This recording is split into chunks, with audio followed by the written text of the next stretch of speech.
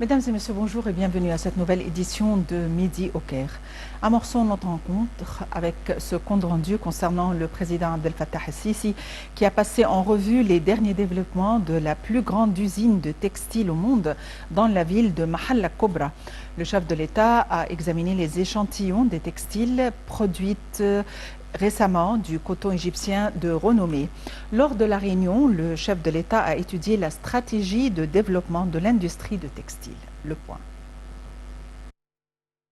Le président Abdel Fattah el-Sisi s'est réuni ce mardi avec le Premier ministre Dr Madbouli et le ministre du secteur public des Affaires, M. Hicham Tawfiq. Le porte-parole officiel de la présidence de la République a déclaré que la réunion a porté sur le suivi de la stratégie de l'État pour développer l'industrie de filature, du tissage et du prêt-à-porter en Égypte. Dans ce contexte, le ministre du secteur public des Affaires a présenté les développements de l'implantation de la plus grande usine de filature au monde qui sera ouverte dans la ville de Mahalla l'année prochaine. L'usine sera située sur une superficie de 62 000 m² et comprendra les derniers équipements et machines dans ce domaine, avec l'aide de l'expérience de grandes entreprises internationales. Il traitera également tous les types de coton, en particulier le coton à fibres longues et extra longues, ce qui contribuera à exploiter la compétitivité de l'Égypte et les avantages dans la production de coton dans le monde entier, compte tenu de sa haute qualité et de sa réputation distinguée sur les marchés internationaux. Les efforts du ministère du secteur public des Affaires pour développer la commercialisation des produits du secteur de filature et du tissage au plus haut niveau ont été présentés à travers la création d'une société égyptienne pour le marketing, les ventes et la gestion de la chaîne d'approvisionnement pour tous les produits des sociétés dans le secteur du coton, de filature, du tissage et les vêtements nouvellement fabriqués à partir de coton égyptien international qui est commercialisé par la compagnie égyptienne Cotton. Les efforts déployés par le ministère du secteur des entreprises pour automatiser le système commercial du coton en coordination avec les ministères du commerce et de l'industrie et de l'agriculture et de la mise en valeur des terres ont également été passés en revue, ce qui a conduit à sa diffusion récente dans tous les gouvernorats, y compris l'élaboration d'un système pour mettre en œuvre des enchères sur le coton égyptien en coopération avec la bourse égyptienne des marchandises, y compris la bonne performance et la qualité de la mise en œuvre. Le chef de l'État a donné ses directives de la poursuite du plan de l'État égyptien pour faire progresser l'industrie de la filature et du tissage dans le but de redonner au coton égyptien son ancienne gloire dans le cadre de l'orientation globale de développement de l'État qui contribue à maximiser le bénéfice des capacités égyptiennes inhérentes à ce cadre et donc soutenons l'économie nationale, d'autant plus que l'industrie de la filature et du tissage est une industrie à forte intensité de main-d'œuvre.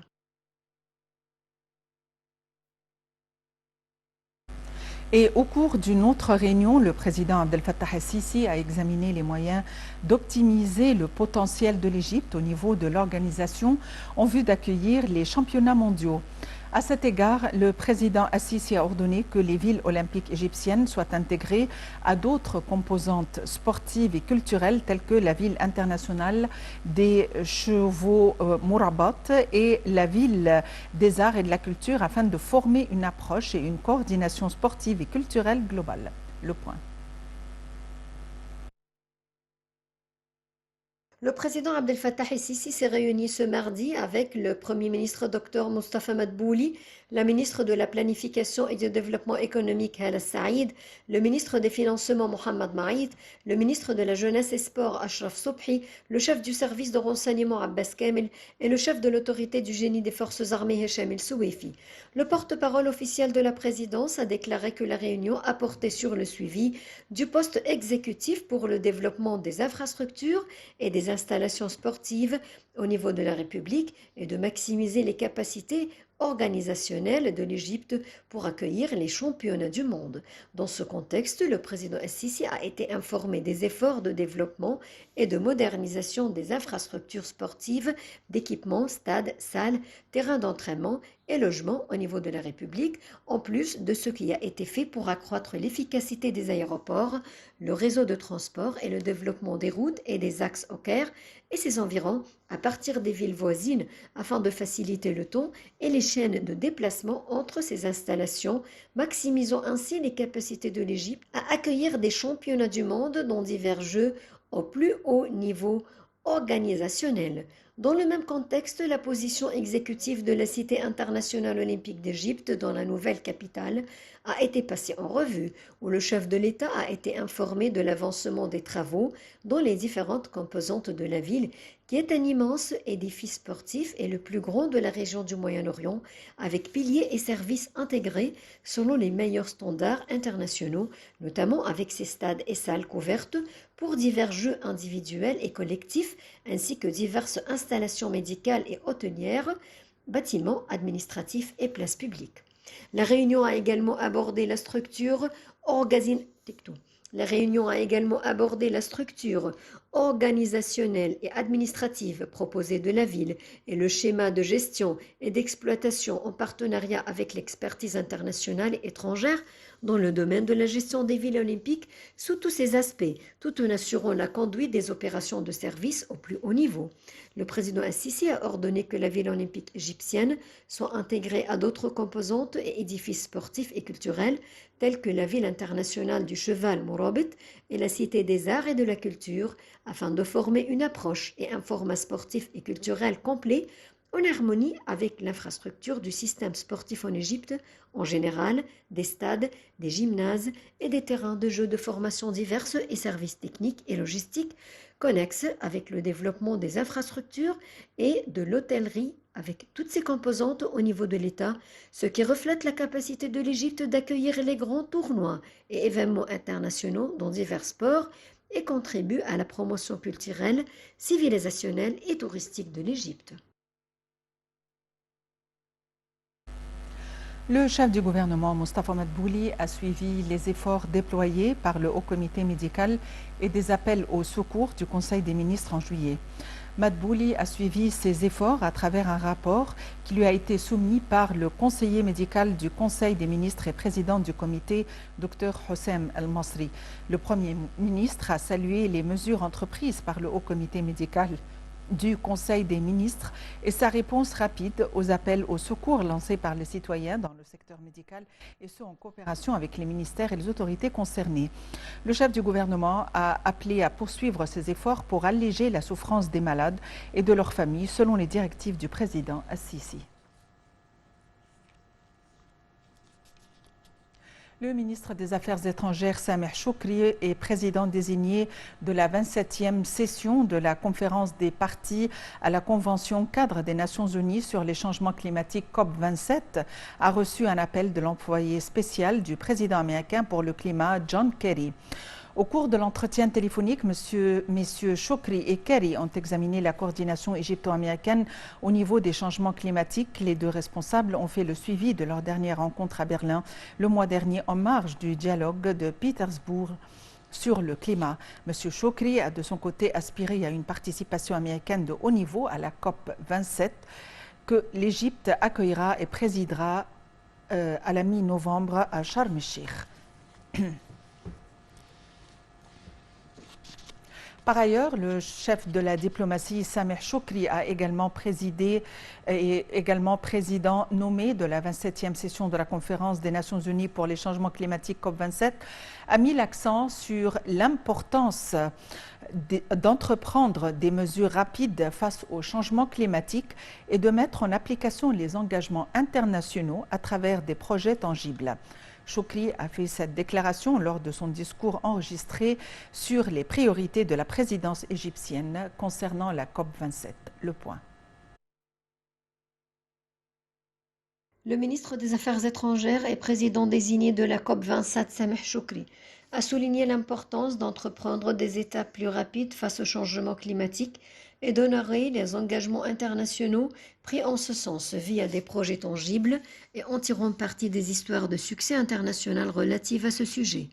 Ces paroles sont intervenues lors du discours enregistré de M. Choukri sur les priorités de la présidence égyptienne de la COP27 dans le cadre d'une table ronde sous le titre « Le Forum africain régional sur les initiatives du climat, le financement de l'action climatique et les objectifs du développement durable. M. Choukri a souligné l'importance d'assurer le financement requis, notamment que les défis internationaux en cours exigeaient une action collective soutenant l'agenda international dans le domaine du changement climatique.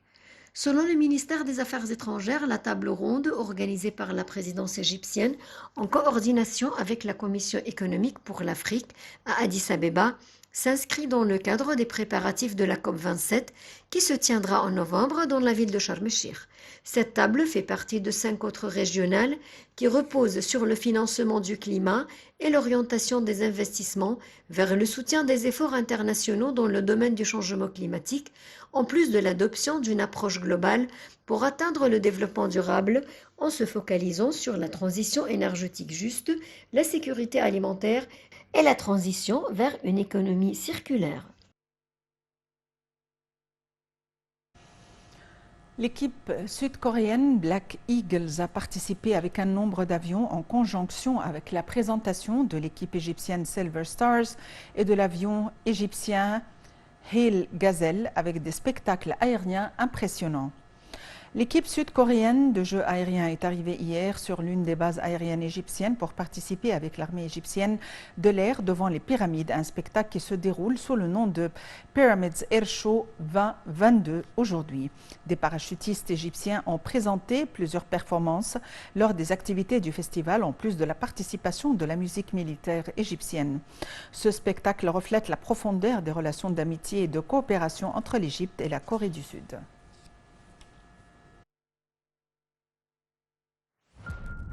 العرض الجوي بيراميدز اير شو 2022 عرض جوي فوق سفح الأهرامات بمشاركة فريق النسور السوداء الكوري الجنوبي مع فريق النجوم الفضية المصري وفريق طائرات هيل جازيل المصري.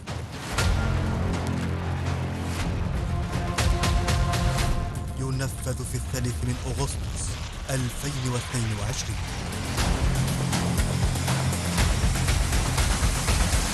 العرض الجوي بيراميدز اير شو 2022 علاقات وطيدة بين مصر وكوريا الجنوبية. La ministre de la Coopération internationale, Dr Rania Al-Mashhat, a passé en revue les efforts égyptiens déployés pour accélérer la transition vers une économie verte et préparer la conférence des Nations Unies sur le climat COP27 ou la stratégie nationale sur le changement climatique 2050 et les contributions déterminées au niveau national pour réduire les émissions ont été lancées. Le point. La ministre de la Coopération internationale, Dr Rania Al-Mashhat, a passé en revue les efforts égyptiens déployés pour accélérer la transition vers une économie verte et préparer la conférence des Nations Unies sur le climat COP27 ou la stratégie nationale sur le changement climatique 2050 et les contributions déterminées au niveau national pour réduire les émissions ont été lancées. Ceci a eu lieu lors de la réunion de la ministre de la Coopération internationale avec le pionnier britannique de l'action climatique et représentant de haut niveau de l'ONU pour le sommet sur le climat COP27, M. Nigel Topping, en présence de l'ambassadeur britannique au Caire, M. Gareth Bally, dans le cadre de ces rencontres avec des partenaires de développement multilatéraux et bilatéraux et de représentants d'organisations régionales et internationales concernant les préparatifs de l'Égypte du sommet sur le climat COP27 qui se tiendra en novembre prochain à Sharm el-Cheikh. La réunion a également abordé la discussion des priorités égyptiennes et africaines lors de la prochaine session du sommet sur le climat. Les parties ont discuté de la manière de faire avancer les projets d'adaptation au changement climatique et l'égalité des chances pour les deux sexes dans l'action climatique. M. Al-Mashhat a souligné que le sommet sur le climat de la COP27 s'emploie à renforcer les efforts mondiaux pour passer des engagements climatiques à la mise en œuvre et à motiver la communauté internationale à tenir ses engagements financiers, en particulier pour que les pays en développement et les économies émergentes mettent en œuvre leur ambition climatique, soutiennent la transition à une économie verte et financent des projets d'adaptation. Elle a noté que le ministère de la Coopération internationale travaillait à travers des discussions avec les partenaires au développement pour renforcer les mécanismes de financement innovants afin de stimuler les outils de financement et de réduction des risques pour faire progresser la participation des secteurs privés et les parties concernées dans le financement de l'action climatique. Al-Machat a également évoqué le lancement du programme NOAFA, à travers lequel le ministère de la Coopération internationale vise à promouvoir la liste des projets verts préparés par le gouvernement dans les secteurs de l'énergie, de l'alimentation et de l'eau auprès des partenaires de développement multilatéraux et bilatéraux dans le but de passer des promesses à la mise en œuvre et de mobiliser les efforts internationaux visant à promouvoir la transition vers une économie verte sous l'égide de la Stratégie nationale sur le changement climatique 2050 pour renforcer les efforts de transformation verte dans ces secteurs. Elle a indiqué que le ministère de la Coopération internationale coordonne avec les autorités nationales compétentes à fournir les financements de développement et les subventions nécessaires à la mise en œuvre de ces projets, ainsi qu'à soutenir les efforts visant à stimuler les financements innovants et les outils de réduction des risques, à pousser le secteur privé à participer efficacement à la mise en œuvre de ces projets en tant que partenaire majeur pour atteindre le développement. Elle a noté que le ministère a déjà envoyé cette liste à tous les partenaires de développement multilatéraux et bilatéraux pour l'étudier et examiner les plans de l'État pour accélérer les efforts de développement global et durable. Elle a également parlé du forum égyptien ICF qui représentera une importante réunion préparatoire avant le sommet sur le climat. Fin de cette édition quotidienne de Midi au Caire. Merci de l'avoir suivi et à la prochaine.